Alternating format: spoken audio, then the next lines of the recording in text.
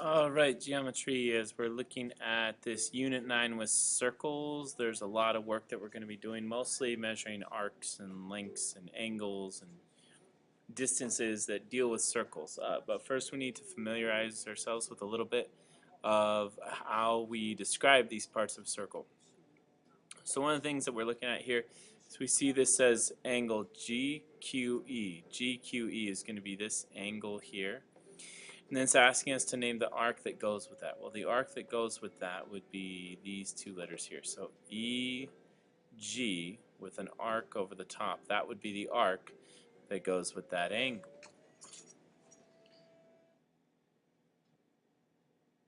So what we're trying to really describe is just translate this angle into its corresponding arc. So when we look at the next one where it says major arc for IQH. IQH is this angle, but when it says major arc, it means going around the bigger side, the long way around. Not the shortcut, but the long way around. Well, for that arc, that means we got to pass through I, then G, then H. So this is going to be arc I, G, H. And whenever you talk about a major arc or the bigger one, we tend to have three letters that describe that arc because we usually have the two letters that connect the ends plus another one in the middle that's going to pass through. Let's go on to the next one here. So in this one, we see that we have find the measure of the arc or the angle indicated. Assume that lines that appear to be diameters are diameters. Okay, so when we hear that, we can see that EB and DA would be diameters. So I'm going to make a couple of marks here. This angle and this angle would be congruent, just so you know that kind of makes sense. So right here we see this is 136. This other piece up here is 140. Let's go ahead and mark things that we do know. Well, for example, if this is 136, then the whole thing, I'm going to mark this in a different color here, this whole piece here would be 180. And 180 minus 136 is going to be, let's see what we would get there. 180 minus 136, that's going to give me 44. So that means here in this corner, this is going to be 44. Now that's kind of interesting because that's 44, and so is this. This is 44 as well. So if we put these two together, let's mark this in another color here. So this red angle, if we put those two together, that would be 88. And again, the whole red angle here is going to be 180.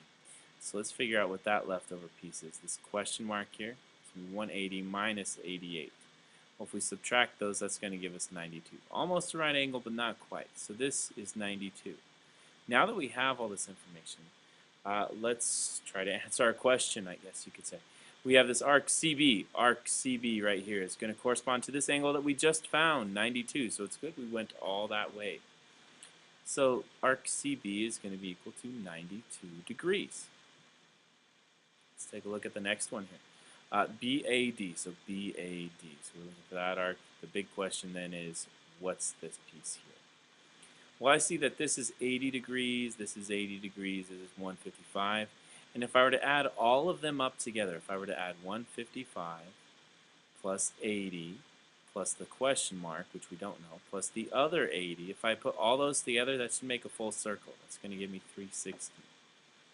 So let's see what I can get then if I try to simplify both sides and get this question mark by itself. Well, the 150 and 80 and the other 80, if I combine all three of those together, that's going to be 160 plus 155. What would that be? That'd be 315. So 315 plus the question mark equals 360. Well, if we subtract 315 from both sides, question mark would simplify to 45. So this piece right here, this is 45 degrees, which means that that arc CD, that's also 45 degrees. But that's not what they're actually asking us. They're asking us for angle BAD, which is all the way across. So it's the 80 and the 45 put together. So if we add those two together, we get 125. So the answer is 125 degrees. So we always got to pay attention to that original question. We know that we're going to have pieces that work together, but we want to find that original question. Okay, So now we need to find segments. The segment is what we're looking for, not an angle, not an arc, but a segment. Let's start with number 9 here. This is easier than you would think. It's just really using common sense to notice something going on with the circle. I have a center point, and this 14 right here, that's my radius. Well, this x, that's also a radius. And if it's a radius one place, then it's a radius everywhere. So that means that x must be 14. And that's it. It's just using common sense to see what's really happening. Well, let's look at another one down here. Okay, so we have this x again. This one again is going to be our radius. So if we could figure out the radius somehow, then that would be our answer for x. Well, I see two numbers here. This is a 9.7 for this piece, and then a 6.8. And if I add those two together, that gives me my total radius. So let's do 9.7 plus 6.8. So put those two together, that would be 16.5. So the radius is 16.5. So that means that x, also the radius, is 16.5. This 13.3, that was actually nothing to do with the calculation. It was more of a distractor than anything else. I could have used it to find this blue line using Pythagorean theorem. I guess they could have done that too. So we would have had 9.7 squared plus 13.3 squared equals x squared. So we could have done that too. But this, I think, was actually easier. So let's keep moving. The next one here, same kind of question. We're looking for this short length here, or not short, I guess you could call it medium length, x. I noticed that it's part of a triangle, and it represents a leg, so it is 16.6, and then the hypotenuse is 21.1. That tells me that I could set it up as a Pythagorean theorem relationship. X squared plus 16.6 squared equals 21.1 squared. Good thing we have calculators. Let's use them. So starting out with the first piece here, let's make this a little bit smaller. There we go. That should work. So we need 21.1 squared. Let's see what that would give us. 45.21, and we need 16.6 squared. That would give us 275.56. We actually got to subtract those things. So 445.21 minus 275.56. What do we get? 169.65, because we got to subtract this from both sides. That's going to give me x squared equals, what was that answer again? We got 169.65. So it should come out really close to 13. Let's see what we get. So if I square root that number, I'm going to do second square root, and I'm going to plug in my answer by pressing this negative sign. There we go. That gives me 13.02. So x is equal to 13.02. There we go. That was a lot easier than you would think. You could have done that just by recognizing the Pythagorean theorem. All right, now this one, it's got a few more hidden steps in it. It's not exactly obvious. Well, let's start with what we know. We know right here that this is the radius, 18.9. That's our radius. And this 16.3, that's going to help us because I'm going to draw another line stretching from the center out to this edge, and that's going to be a radius as well. So if that line that I just drew is a radius, we know that that's also 18.9. And if we figure out those pieces, that would help us find this side here. I'm going to call that y. And then I know that x plus y is going to equal the radius. So let's start by figuring out what y is first. Then we can figure out x from there. Well, to start, we would have y squared plus 16.3 squared equals 18.9 squared. All right, we got to pull out our calculator again. First, actually, you know what? Let's simplify some stuff here. I'm going to move 16.3 squared over to the other side. That means that I'm going to have 18.9 squared minus 16.3 squared. And then if I square root that, that gives me y. Y equals square root 18.9 squared minus 16.3 squared. Let's see what we get. So calculator here. Do second square root. We need 18.9 squared. And we're going to subtract from that 16.3 squared. Let's see what we come up with. 9.56. So y is equal to about approximately 9.56. Okay, so that's our value for y. So this is 9.56. We know that 18.9 is the whole distance for the radius. So let's find the difference of those, and that'll leave us with x. So I'm going to do, back to my calculator here, do 18.9 minus that answer that I just came up with, second answer. So then I get about 9.3. So x equals 9.3, approximately, of course. All right, let's keep moving.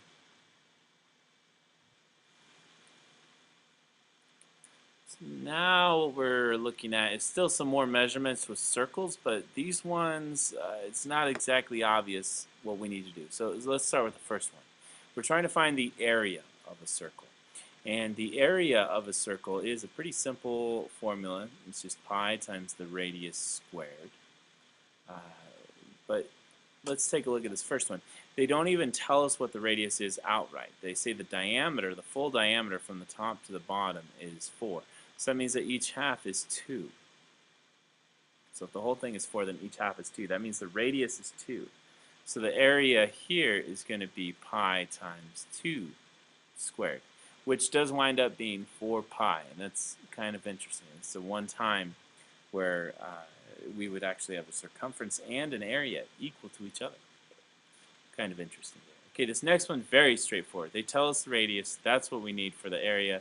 Area equals pi r squared, which in this case is pi times 6 squared, which is 36 pi. Easy. All right, now let's step up the challenge a little bit.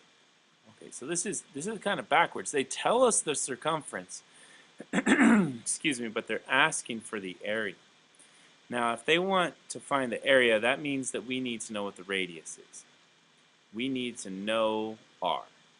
But we don't know what it is yet. We'll get to it, though. We know that the circumference is also another formula. It's 2 times pi times the radius, or pi times the diameter. But for our case, we're going to just focus on it in terms of the radius. It's really the same thing, but the radius is going to help us find the area.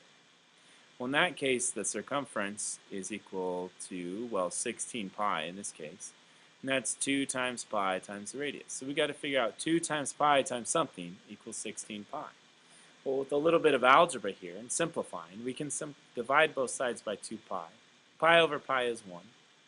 2 over 2 is 1. 16 over 2 is 8. So 8 equals r. That's the key. That's what we need to find. Now we're going to use that. Area equals pi times the radius squared, which in this case is pi times 8 squared. So that's going to equal 64 pi. Awesome. So if you'd like, actually, it's not a bad idea to pause the video here and try this next one and then see if you get the same thing that I did. So I'm going to wait about 2 seconds here. 1, 2, if you paused, good. If you didn't, well, I'm moving on. The circumference equals 2 pi r, which in this case is 24 pi. So I'm going to divide both sides again by that 2 pi, so I can get just r on one side. The pi over pi reduces on both sides. 2 over 2 reduces here. We're just left with r. 24 over 2 is 12. Okay, so now I'm going to use that to find the area. Area equals pi times the radius squared, which in this case is pi times 12 squared, which is 144 pi. Again, easy problems, just trying to keep the pieces straight. Which piece is which, and which do we need? Let's look at the next one. For these, we have a similar kind of idea, but this time we're just trying to find the radius. This is almost simpler than the ones before. Let's start with the circumference. If the circumference equals 2 times pi times the radius, which in this case is 10 pi, we got to simplify both sides so we get just the radius. So I divide both sides by 2 pi, divide by 2 pi. Pi over pi is going to be just 1. 2 over 2 is 1. R on this side is going to equal 10 over 2, which is 5. So that's my radius. And that's all I had to find. I didn't have to do anything else. We're going to do the same thing for this next one. Again, the circumference is 2 pi r, which in this case is 16 pi. And this is actually a lot similar to one of the other ones we just did. When you divide both sides by 2 pi, you're going to wind up getting r equals 8. All right, now let's try something new. Okay, we're talking about area here. Area is going to be pi times the radius squared. So in that case, we know that area equals pi r squared, which equals 49 pi. Let's go ahead and divide both sides by pi first. Let's start with that. Pi over pi, pi over pi. So then r squared equals 49. Now, if you know your squares pretty well, then you would know what this is going to be. But just to show what we're actually doing, we're going to square root both sides. Then we would find that r is equal to 7. That wasn't too bad. Let's try a look at this next one. Again, we're talking about area. So we know that area is equal to pi times the radius squared. And in this case, that's going to be 16 pi. Divide both sides by pi. I'll get that r squared equals 16. Now if I square root both sides, r is equal to 4. The radius equals 4. Again, these are not hard problems if you remember the basic formulas for a circle and you just manipulate them so you isolate the piece that you need. Let's take a look at the next ones here. Okay, now we're finding the length of each arc. So length. You got to remember when we're talking about length, especially on a circle, the length is the measurement around the outside. And we also call that the circumference. We know that the circumference all the way around equals 2 times pi times the radius. In this case, we have only a piece of that. We're only going 210 degrees. We're not going the full 360. We're only going 210. Well, when you're finding a partial measure, we need to figure out what portion of the whole are we doing. So it's going to be our portion times the whole. Okay, well, the whole in this case, the whole circumference all the way around is 2 times pi times the radius, which in this case is 9. So that's our whole. Our portion is this many degrees out of the total. How many degrees are there in a circle? Well, if I think about that for a second, I'm reminded that that's 360 degrees. So I'm going to have 210, let's simplify this a little bit more, 210 over 360 times 2 times 9 times pi. I got a lot of simplifying to do here. Divide top and bottom by 10, I get 21 over 36. 21 and 36 are both divisible by 3. That gives me 7 on top and 12 on bottom. This 12 can simplify with the 2, and that would become 6 and just 1. The 6 can simplify with the 9, and that becomes 2, and then a 3 up here. So I have 7 and 3 on top and 2 on bottom. That would give me 21 pi on top and 2 in my denominator.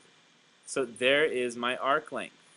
I do need units here, so it'd be centimeters. Done. Let's do a different color for the second one. Remember to pause at any time if you guys need to change the pace. Fast forward, skip ahead, whatever you want. Remember, I need the portion times the total, or the whole. The whole circumference in this case is 2 pi r, and that portion, again, is going to be the angle over 360. Well, let's figure out what we have. Well, this is going to be 2 times pi times 13. And the angle this time is 150 out of 360. Again, let's simplify those zeros. Divide top and bottom by 10. 15 over 36 are both divisible by 3 again. So this is going to be a 5 on top and a 12 on bottom.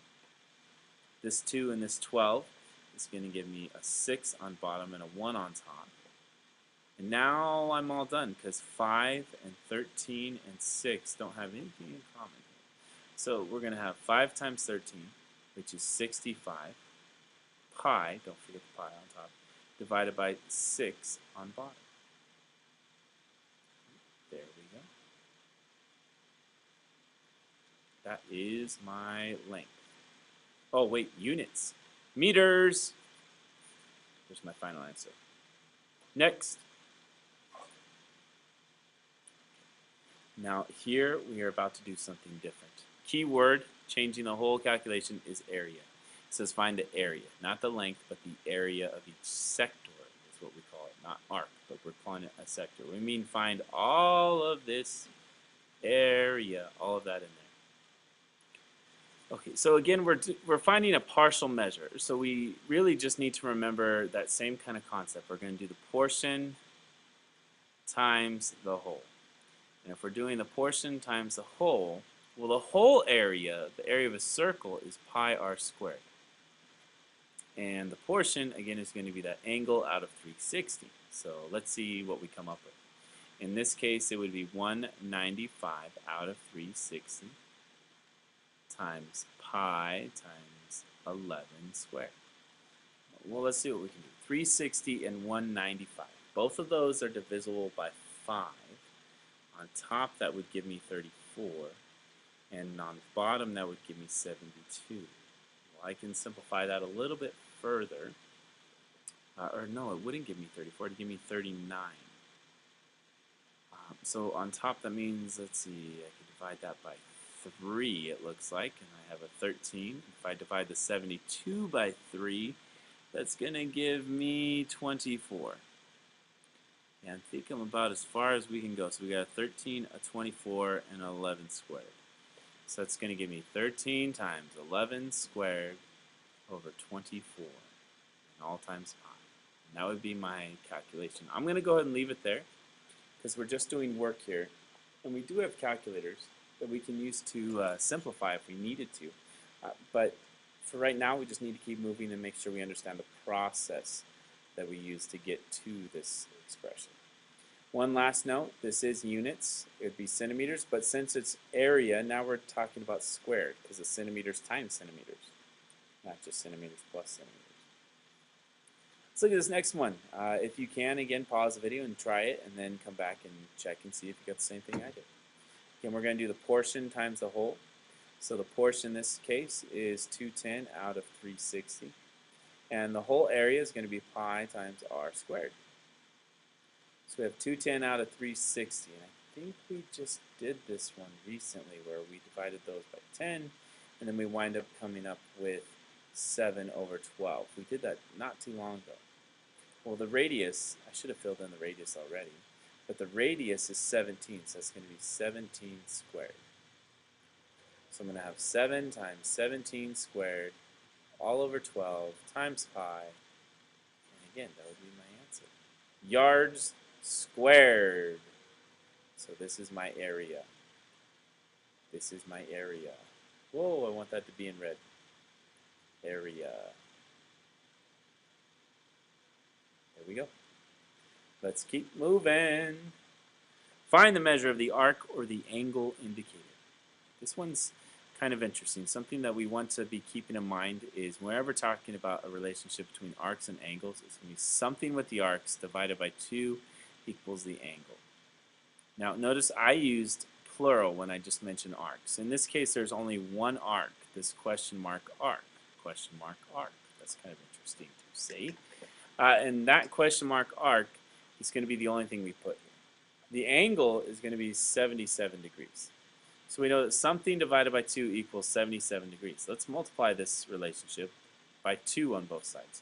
That means that the question mark is 77 times 2. Or, what would that be? That would be 154.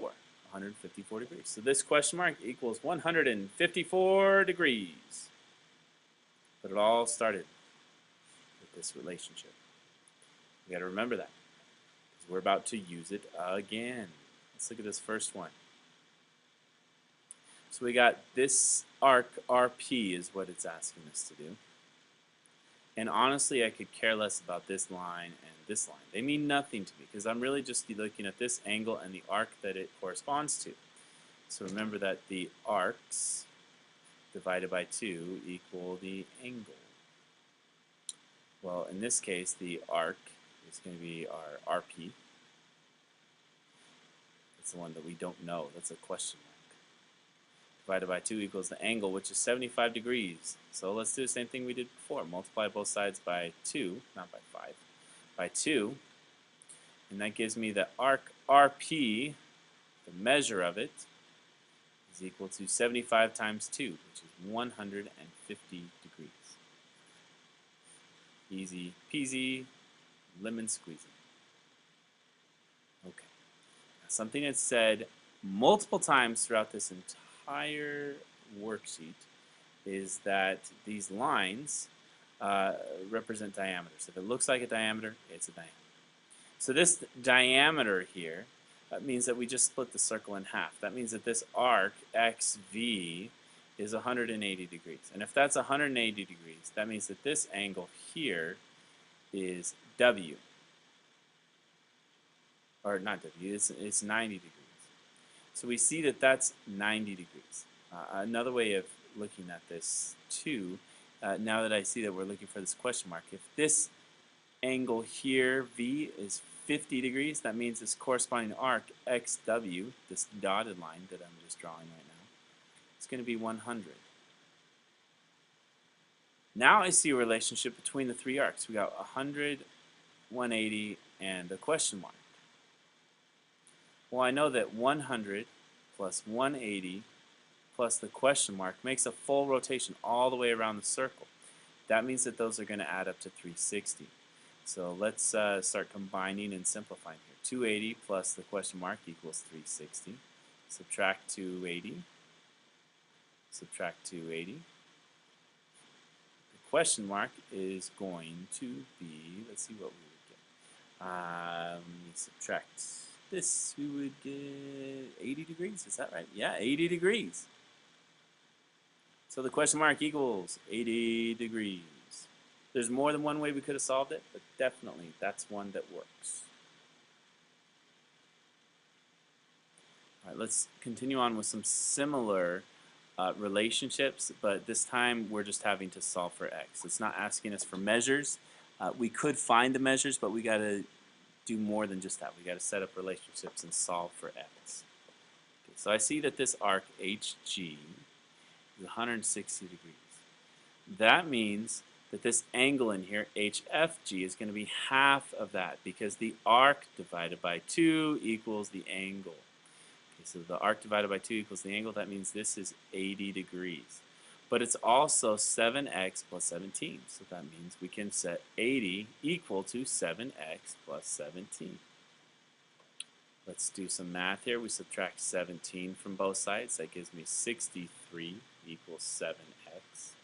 When I divide by 7, this is going to simplify to 9 equals x. There we go. We solved for x. We simplified everything, so we got x by itself. All right, now this is very similar, but it's kind of like an opposite relationship. I see that we have 37 degrees here, and then this arc DC. That arc is actually going to be equal to double the angle there, because the arc divided by 2 equals the angle, or the inverse of that would be the angle times 2 equals the arc. So we got 37 times 2. That would give us 74. So the angle is going to be 74 degrees, and that's also the same as this expression, 11x minus 3. So 11x minus 3 equals 74. Let's add 3 to both sides. 11x equals 77, divide by 11, x equals 7. Awesome possum. I'm going to go ahead and pause or stop the video here. It's about halfway through the video. And then you guys can watch part 2 just to make it easier for you to upload and watch the video and stream it online.